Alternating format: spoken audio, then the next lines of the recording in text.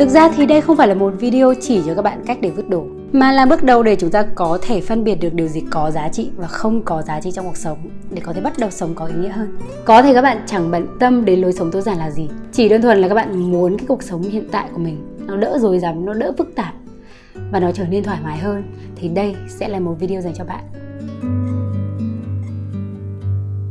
Và ngày hôm nay thì mình sẽ chia sẻ với các bạn 5 bước để chúng ta có thể bắt đầu tối giản hóa cuộc sống. Sau những chia sẻ của video 10 thứ mình không còn mua nữa thì có rất nhiều bạn comment inbox và muốn mình chia sẻ nhiều hơn về lối sống tối giản. Và điều đầu tiên mà các bạn nên biết đấy chính là hiểu lối sống tối giản là gì. Bản thân định nghĩa về lối sống tối giản sẽ đưa đến rất nhiều tranh cãi, và nếu như các bạn không hiểu rõ nó thì chắc chắn các bạn sẽ không thể nào áp dụng trong cuộc sống thực tế được. Thực ra thì trước cả khi biết đến định nghĩa của lối sống tối giản thì mình đã bắt đầu cái tư duy tối giản hóa cuộc sống của mình vào những năm 2015 cho đến bây giờ. Chỉ đơn thuần là sau một thời gian mình cảm thấy việc mà sở hữu quá nhiều thứ cùng với việc mà mình sẽ phải di chuyển rất là nhiều nơi khiến mọi thứ trở nên phức tạp. Chưa kể là nhiều mối quan hệ không thực sự cần thiết trong cuộc sống của mình nữa. Và cứ như vậy thôi, mình sẽ tự nhiên đào thải những cái điều mà không thực sự có giá trị trong cuộc sống. Chắc hẳn có thể nhiều bạn nghe qua thì nghĩ là tối giản có nghĩa là vứt đồ đi, không mua đồ nữa, hay là sử dụng một cách tối thiểu tất cả những gì mình có thể. Tôi sử dụng ít đồ hơn thì có nghĩa là tôi là một người tối giản hơn bạn. Nhưng thực chất tối giản không phải là điều bạn sở hữu bao nhiêu thứ hay là bao nhiêu mối quan hệ, mà là lý do vì sao bạn sở hữu những cái điều đấy. Mỗi người trong chúng ta sẽ đều có những cái suy nghĩ và định nghĩa riêng về lối sống tối giản. Các bạn được phép làm những điều mình muốn, bởi đơn thuần mỗi người chúng ta được lớn lên trong những môi trường khác nhau, có những cái nền tảng và xuất phát cũng rất khác nhau. Bạn vẫn có thể là một người tối giản nếu như bạn ở trong một khu biệt thự rất là lớn với rất là nhiều đồ đạc, nếu như đấy là điều bạn muốn. Bạn vẫn có thể là một người tối giản nếu như bạn là một người yêu thích sneaker và sưu tập hàng trăm đôi. Và cũng sẽ chẳng bao giờ có so sánh giữa việc bạn sống tối giản hơn tôi hay là tôi sống tối giản hơn bạn. Mỗi người có một cách sống tối giản khác nhau, và điều quan trọng nhất đấy chính là chúng ta tạo nên cái giá trị trong cuộc sống của riêng mình. Và hy vọng đến đây thì các bạn đã hiểu được lý do vì sao mình không còn mua 10 thứ như mình đã từng chia sẻ nữa. Điều đấy không đồng nghĩa về việc là bạn cũng phải làm theo như vậy. Thực chất thì từ lúc mà mình biết đến cái định nghĩa về minimalism, về lối sống tối giản qua những cuốn sách mà mình đọc, thì mình tìm được cái sự đồng điệu. Mình cảm thấy sự giống nhau giữa những cái lựa chọn của mình ở thời điểm hiện tại. Để có thể hiểu rõ hơn thì cũng đơn giản thôi. Bây giờ các bạn có thể tìm hiểu rất nhiều thông tin ở trên mạng. Một số những cuốn sách mình có thể gợi ý cho các bạn đấy chính là 2 cuốn Lối sống tối giản của người Nhật và Nghệ thuật bài trí của người Nhật.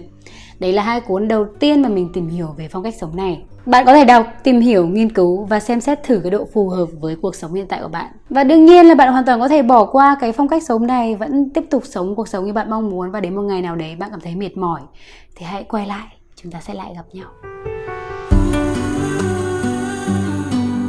Sau khi đã hiểu rõ về lối sống tối giản, bước thứ 2, các bạn cần phải đặt câu hỏi là lý do vì sao các bạn mong muốn cuộc sống của mình trở nên tối giản hơn. Với bản thân mình thì sau khi trải qua một số những cái cú sốc trong cuộc sống, sau khi nhận ra cái việc chúng ta không thể nào mà thể hiện hay là thu hút người khác chỉ đơn thuần bằng những cái thứ chúng ta sở hữu, dần dần thì việc tham gia rất nhiều những cái hội nhóm bạn bè đi chơi tiệc tùng nó không còn là cái ưu tiên của mình nữa. Thay vào đấy thì mình lựa chọn những người bạn bè thực sự trong cuộc sống, chất lượng hơn số lượng. Có một câu khá nổi tiếng mà mình đã từng nghe được, đấy chính là có một vài người sử dụng tiền mà họ không kiếm được để mua những thứ mà họ không cần, nhằm gây ấn tượng với những người mà họ không thích. Bạn có nằm trong số đấy không? Vậy nên lý do để chúng ta có thể đặt câu hỏi tại sao chúng ta muốn trở thành một người sống tối giản là vô cùng quan trọng. Chúng ta phải biết được mục đích rốt cuộc chúng ta cần trong cái cuộc sống này là gì, và tối giản sẽ giúp bạn đạt cái mục tiêu đấy như thế nào. Cho đến nay thì đã sau khoảng 4 năm mình bắt đầu sống một cuộc sống thực sự có ý nghĩa với mình. Đương nhiên là mọi thứ vẫn chưa hoàn hảo, mình vẫn đang cố gắng hàng ngày, nỗ lực để càng ngày càng xây dựng những cái giá trị thực sự trong cuộc sống của mình hơn. Và cho đến bây giờ thì mình cảm thấy đây vẫn là một cái con đường đúng đắn, tại vì mình đã hiểu được cái giá trị của mình trong cái cuộc sống này. Và hãy tin mình rằng nếu như đi trên một khoảng đường dài, việc mà bạn mang một chiếc ba lô càng nhẹ sẽ giúp bạn đi xa hơn. Sau khi bạn đã hiểu lý do vì sao mình muốn sống tối giản hơn thì đây là một bước thực hành. Chúng ta bắt đầu loại bỏ những thứ không có giá trị trong cuộc sống. Hãy cùng nhìn lại một chút và có thể bắt đầu loại bỏ những thứ mà đơn giản nhất, như là bộ sưu tập đồ make up của bạn, như là việc tối giản tủ quần áo của mình. Các bạn có thể bắt đầu từ từng phòng một trong ngôi nhà của bạn. Các bạn có thể loại bỏ một số những cái công đoạn trong quá trình làm việc mà các bạn cảm thấy thừa thãi. Lược bớt một số những công đoạn không cần thiết trong những cái thói quen buổi sáng và buổi tối của bạn. Xem xét một chút là trong 24 giờ mỗi ngày thì những điều gì khiến các bạn cảm thấy tốn kém thời gian mà không tạo nên giá trị. thì các bạn cũng có thể loại bớt những thói quen xấu đấy. Sau đấy là nhìn nhận lại những mối quan hệ mà các bạn đang có trong cuộc sống, biết nói không đúng lúc. Không có một quy chuẩn nào riêng cho cái việc vứt bỏ này cả. Như mình đã nói ngay từ ban đầu, video này không phải là video giúp các bạn vứt bỏ một điều gì đấy trong cuộc sống. Tại vì chẳng có ai có thể làm điều đấy tốt hơn bản thân bạn. Chỉ có bạn mới hiểu được bạn cần gì và bạn không cần gì trong cuộc sống của bạn mà thôi. Sau khi đã loại bỏ những thứ thực sự không cần thiết trong cuộc sống thì điều tiếp theo là một điều vô cùng quan trọng. Để chúng ta có thể duy trì được cái lối sống tối giản này lâu dài và tạo thành một cái phong cách sống quen thuộc của bản thân mình. Đấy chính là hãy cân nhắc khi mà các bạn đưa bất cứ một cái thứ gì vào cuộc sống của mình. Từ thứ nhỏ nhất như là việc chúng ta mua sắm một thỏi son mới, mua sắm một bộ quần áo mới, hay bất cứ một cái thứ gì đấy có thể mua bằng hiện vật. Và sau đấy đến những điều lớn hơn, đấy là những mối quan hệ trong cuộc sống. Những cái suy nghĩ tiêu cực. Điều này nó không đồng nghĩa với việc mà hạn chế đổi mới bản thân nhé. Chúng ta vẫn có thể học hỏi nhiều thứ hơn. Chúng ta vẫn có thể biết đến nhiều thứ hơn.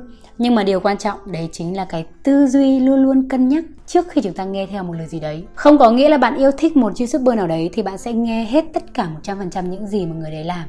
Bạn mua tất cả mọi thứ mà người ấy sử dụng. Hãy cân nhắc một chút, bởi vì giá trị sống của bạn khác với người khác. Không có ai hoàn hảo ngay từ phút ban đầu, và cũng chẳng có cuộc sống nào mà êm đềm và tràn đầy hạnh phúc ngay từ ban đầu cả. Mỗi con người chúng ta đều phải trải qua rất là nhiều những cái bài học trong cuộc sống. Và từ đấy thì chúng ta tạo nên những quyết định và đưa bản thân mình theo một cái lối sống mới. Nhưng mà tận cuối cùng mình tin chắc rằng ai trong chúng ta cũng mong cầu một cuộc sống an lành, hạnh phúc bên những người mà chúng ta yêu thương, đúng không? Và tối giản là một trong số những cách để chúng ta có thể sống tốt hơn, sống hạnh phúc hơn và sống một cuộc sống có ý nghĩa hơn. Và một điều cuối cùng, điều này thì có thể là đơn giản với bạn hoặc là không. Sau khi bạn đã trải qua một thời gian thực hành và xác định được cái lối sống tối giản của riêng mình là như thế nào rồi, thì đây là lúc mà chúng ta có thể biến cái phong cách sống này trở nên thú vị hơn. Chúng ta không nhất thiết phải rất nghiêm túc, không cần phải luôn luôn nói không với mọi trường hợp, tại vì bạn tự nhận mình là một người sống tối giản. Đến thời điểm này, bạn đã có một số những kinh nghiệm nhất định và biết cái điều gì nó thực sự cần thiết trong cuộc sống rồi. Bạn có thể chia sẻ cho những người xung quanh và khiến họ hiểu rõ hơn về cái lối sống này. Tối giản hóa cuộc sống là cả một quá trình, và chắc chắn là sẽ có rất là nhiều điều thú vị trên con đường đấy. Các bạn có thể thử những điều mới, thử bắt đầu những mối quan hệ mới, thử một phương pháp học tập và làm việc mới. Đôi khi những thứ mới mẻ đấy nó có thể giúp cuộc sống của bạn trở nên thuận tiện hơn, nhanh chóng hơn, thoải mái hơn. Sống tối giản không đồng nghĩa với việc chúng ta ngừng học hỏi. Chúng ta ngừng tiếp thêm những cái thông tin mới, những cái thông tin có giá trị. Và thậm chí là đến một ngày nào đấy bạn cảm thấy đây không phải là một lối sống phù hợp với mình, bạn có thể thay đổi. Cũng như hạnh phúc thì tối giản hóa cuộc sống không phải là một điểm đến, mà nó là cả một cuộc hành trình dài. Sẽ có rất là nhiều sự thay đổi trên cái cuộc hành trình đấy, và chúng ta hãy biến nó trở thành một cuộc hành trình đầy thú vị. Mình tin chắc là mỗi người trong chúng ta sẽ có những cách khác nhau để có thể biến cuộc sống của mình trở nên ý nghĩa hơn. Chúng ta hoàn toàn có thể kết hợp nhiều những cái phong cách sống với nhau. Rốt cuộc cuối cùng vẫn là tạo nên cái giá trị cho cuộc sống của bạn, khiến bạn trở nên tốt hơn, hạnh phúc hơn mỗi ngày. Và đương nhiên là mình sẽ luôn ủng hộ các bạn được làm những điều mà các bạn thích.